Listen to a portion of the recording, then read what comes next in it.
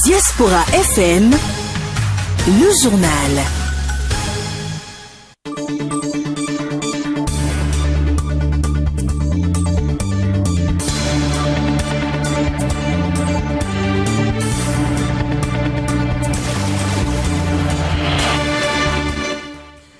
Mesdames, Mesdemoiselles, Messieurs, bonjour et bienvenue à ce grand rendez-vous de l'actualité sur Diaspora FM. Donc voici le sommaire. Dans un message publié sur les réseaux sociaux, le président Patrice Talon a exprimé ses chaleureuses félicitations à Bassirou Diomaye Faye, qui va désormais présider aux destinées du Sénégal. Les chrétiens catholiques sont entrés depuis dimanche dans la Semaine Sainte. C'est bien sûr la dernière semaine du carême chrétien. Mais c'est quoi la Semaine Sainte? Nous en parlerons dans ce journal. Et puis, l'autre actualité majeure dans cette édition, c'est bel et bien l'élection au Sénégal, notamment Bassirou Diomaye Faye, et qui a donc été félicité par une grande majorité des candidats en lice comme lui. Voilà pour le sommaire de ce journal. Peggy Ludovic Dagba.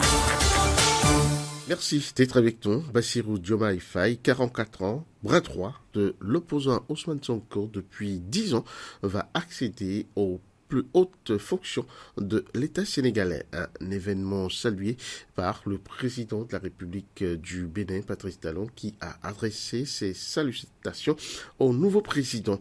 J'adresse mes chaleureuses félicitations au président Bassirou Diomaye Faye pour son élection et, par la même occasion, mes vœux de réussite au service du peuple sénégalais, a écrit Patrice Talon. Bassirou Diomaye Faye, 44 ans, candidat des patriotes africains du Sénégal pour le travail, l'éthique et la fraternité PASTEF, parti fondé en 1994 par Ousmane Sonko et actuellement dissous au pays, et bien sûr a remporté haut la main l'élection présidentielle du 24 mars, dimanche dernier, de un coup de maître réalisé bien sûr au premier tour du scrutin, selon les estimations des résultats sortis des urnes. Le gouvernement a pris lundi 18 mars dernier en conseil extraordinaire des ministres des mesures pour améliorer et bien sûr les conditions de vie et de travail des aspirants au métier d'enseignant AME. Il faut dire que la décision, bien que saluée tant dans le rang des bénéficiaires que dans celui des syndicalistes, semble ne pas combler toutes les attentes. Bien sûr, suivez pour vous en convaincre ce reportage de Clémence Tonoucoin. Au total, 5 mesures ont été prises par le gouvernement béninois en faveur des aspirants au métier d'enseignant AME. De nouveaux accompagnements obtenus au bout de plusieurs luttes. On a mené plusieurs luttes, que ce soit au niveau des centrales, que ce soit au niveau des AME et encore la lutte qui a même coûté la suspension des contrats de nos camarades. C'était en 2022 où on réclamait une meilleure condition de vie et de travail, on réclamait le reversement parce qu'on n'en pouvait plus face à la cherté de la vie. Mais le gouvernement ne nous avait pas compris et avait suspendu certains. Des luttes qui ont porté aujourd'hui leurs fruits au grand bonheur de cette catégorie d'enseignants créée fin 2019 et déployée dans les écoles primaires et secondaires publiques.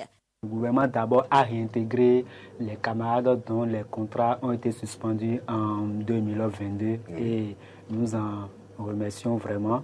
Aujourd'hui, les AME femmes peuvent s'estimer heureuses et accoucher, aller en congé. Et aussi, comme mesure, nous pouvons inscrire nos enfants au collège en tant que fils d'enseignants.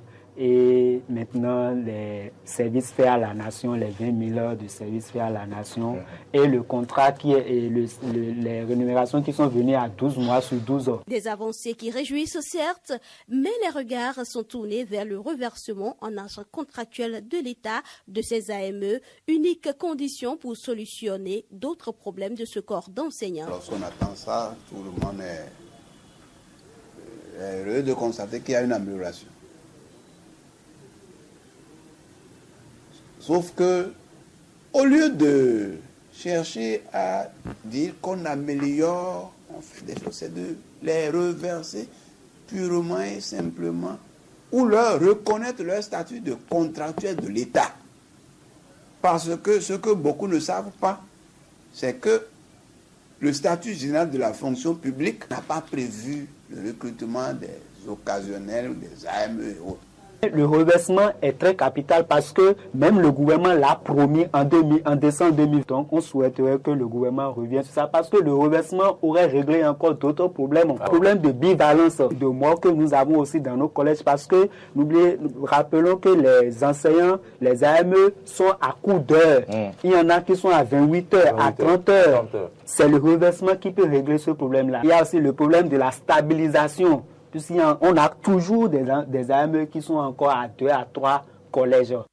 Le secrétaire général de la CSTB félicite toutes les parties prenantes à la lutte pour le mieux-être des AME et invite à maintenir le cap. Malgré ça, il faut qu'on félicite la FESEN CSTB, qu'on félicite les AME, les enseignants, tous les travailleurs, toutes les composantes, parents d'élèves et le peuple entier qui nous a soutenus.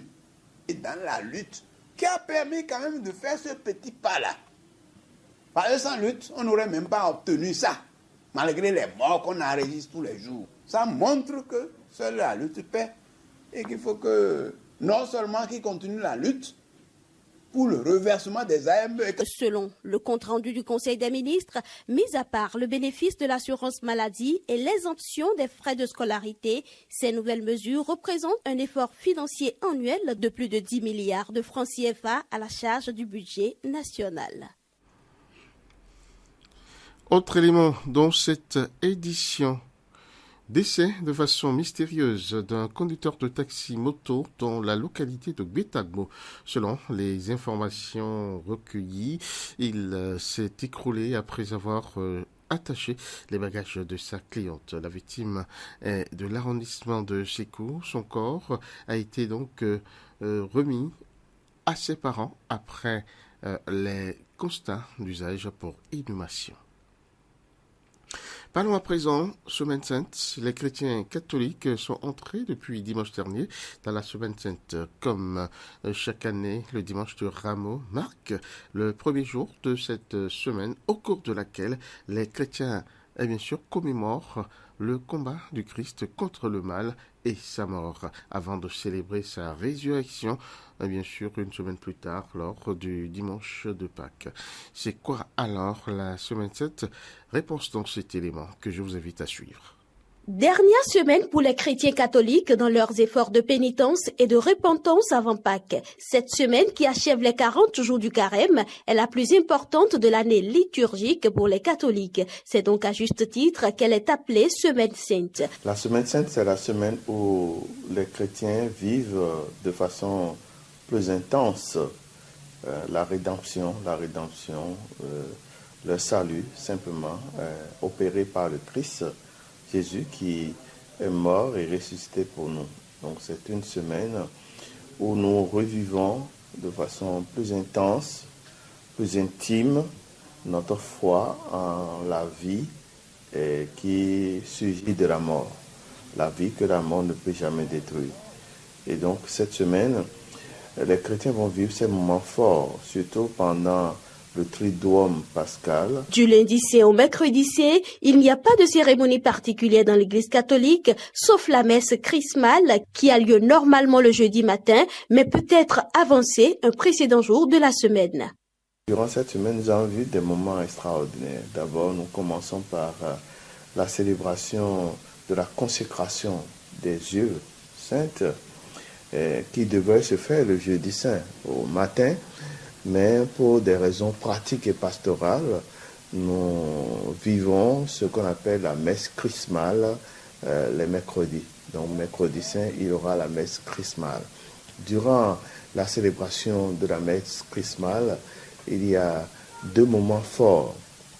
Le premier moment fort, c'est la consécration des huiles. Donc l'évêque, uni à son clergé et à tout le peuple de Dieu, consacre les huiles essentielles pour notre foi. Il s'agit de l'huile de catéchumène et l'huile des malades, puis le Saint-Crème, puis là le renouvellement des engagements sacerdotaux des prêtres, le renouvellement à la vie de célibataire, donc la chasteté, le célibat, la pauvreté et puis l'obéissance. Être centré sur Dieu tout au long de la semaine, c'est l'invite du prêtre à l'endroit des fidèles. Faites tout ce qu'on doit faire pour ne jamais être déconnecté de Dieu. Et pour être centré sur Dieu, il faut vivre pleinement son humanité à la ressemblance de Dieu, à l'image et à la ressemblance de Dieu. Donc, combattre à tout prix tout ce qui va nous éloigner de la vie, de la vérité, de l'amour, de la justice, de la solidarité. Tout ce qui comporte et qui permet à l'humanité de s'épanouir et de s'accomplir. Aussi bien pour nous personnellement que pour ceux et celles qui partagent la vie avec nous ou ceux et celles que nous aurons la joie de rencontrer dans notre vie. La Semaine Sainte est composée de cérémonies liturgiques qui n'ont lieu qu'une fois par an. Merci à vous, Clémence Tonocoin. Le préfixe 1 sera désormais ajouté au numéro de tous les abonnés des réseaux de communication mobile. Et bien sûr, à partir du 30 novembre prochain, date du passage au plan de numérotation à 10 chiffres au Bénin. L'information a été donnée ce lundi 25 mars 2024 sur une radio-sœur, Radio BIP FM, par Hervé Guédégbé, secrétaire exécutif de l'autorité de régulation de la communication électronique et de la poste ARCEP Bénin, le 118 et le 136 et tous les autres numéros court. Et bien sûr, ne connaîtront pas de modifications selon le SE de l'ARCEP Bénin. Et bien sûr, de 6 à 8 chiffres en 2005, le plan de numérotation téléphonique est passé à 10 chiffres. L'émergence de nouveaux services connectés, le lancement d'un nouvel opérateur et l'éclosion des services mobiles financiers et de communication entre machines sont entre autres les facteurs à l'origine de cette migration selon le Conseil des ministres du 6 mars 2024. Le promoteur culturel Amir El Presidente était sur l'émission L'entretien du dimanche de ce week-end avec donc Lama Balo pour essentiellement parler de son projet Le Trône du Roi Béhanzin, un spectacle culturel de 2 temps, voilà, pour évidemment faire revivre l'histoire et le parcours du roi Béhanzin.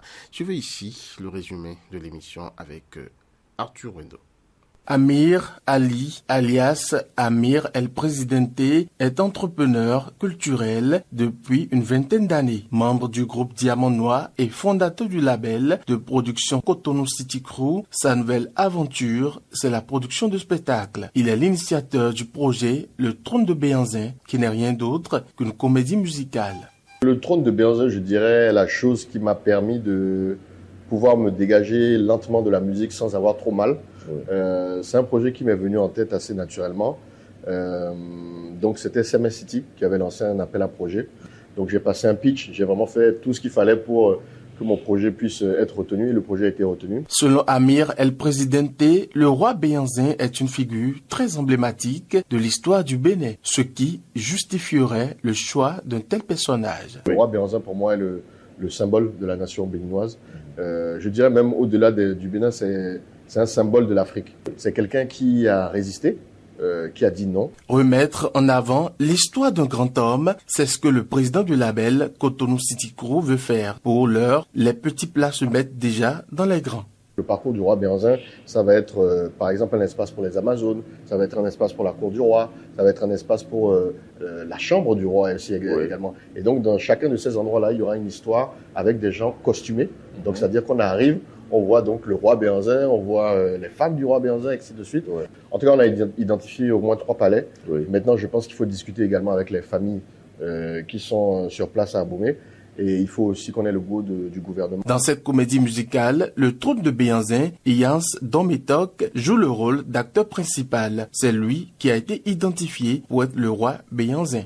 Alors vraiment, je suis agréablement surpris. Donc je connaissais Dometok, mais de loin, comme vu que moi je suis plus dans la musique urbaine et lui dans la musique variété, moderne, variété, contemporaine, tout ça, etc. Donc on se voyait, on se respectait, mais c'est vrai qu'on n'a jamais vraiment eu de longues discussions. Dès que je l'ai appelé, il a vraiment accepté le projet dès le départ.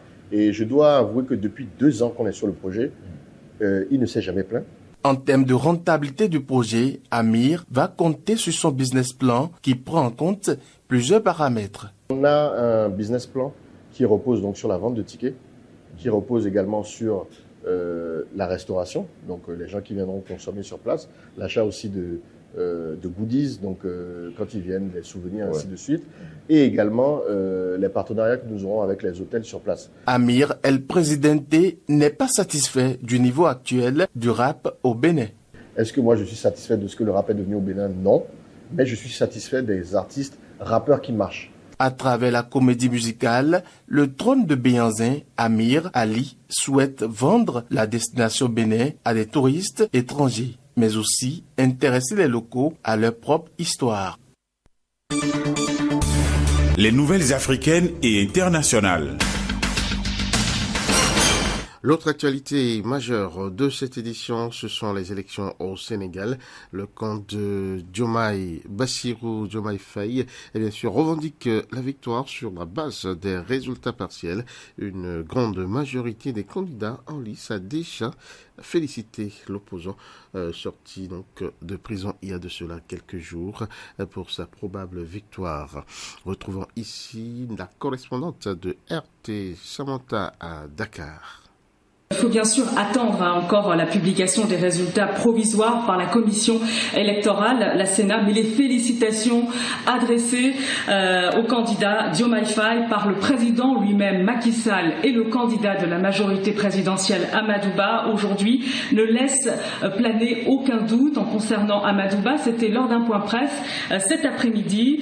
Il a même du coup reconnu sa défaite au premier tour. Écoutez. Au regard des tendances des résultats de l'élection présidentielle et en attendant la proclamation officielle, je félicite le président Bassirou Diomaye Diakhar Faye pour sa victoire dès le premier tour. Je prie le Tout-Puissant de lui accorder l'énergie et la force nécessaires pour assumer cette haute fonction à la tête de notre pays.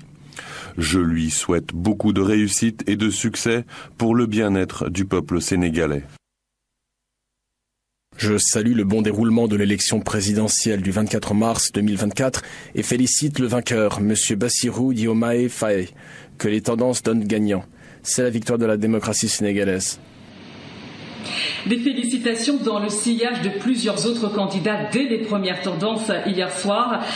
Tous ont reconnu donc la victoire du candidat de PASTEF les Patriotes, à l'instar de l'ancien maire de Dakar, Khalifa Sall, mais aussi la candidate Anta Babacar Ngom et 4 autres candidats en lice.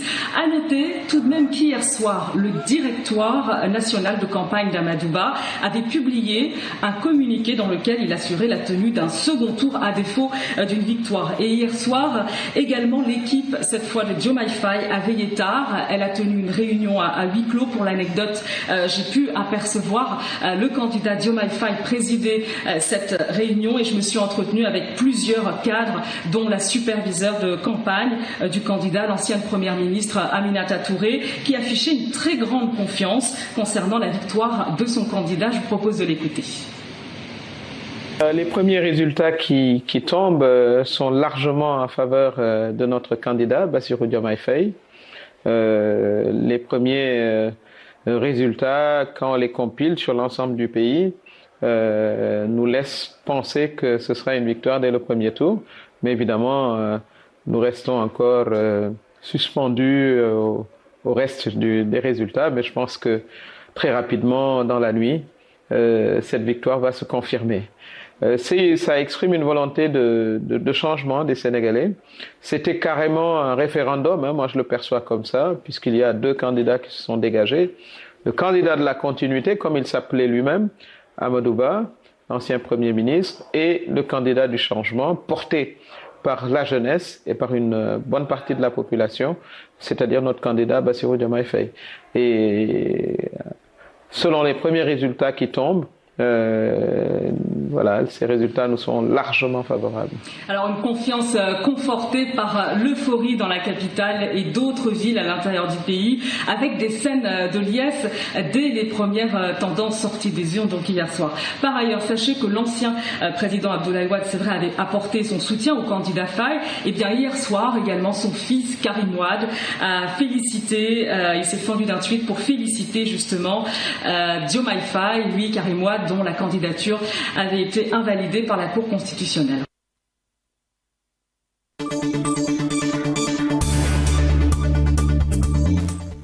Pour être plus complet sur cette actualité, sachez que Bassirou Diomaye Faye, bien sûr, a aussi reçu dans la soirée d'hier les félicitations de son adversaire Amadou Ba, ancien Premier ministre et candidat de la majorité présidentielle pour sa victoire dès le premier tour de la présidentielle. De même que vous l'avez entendu, le président sortant Macky Sall lui-même a adressé ses félicitations au tout nouvel élu, Bassirou Diomaye Faye.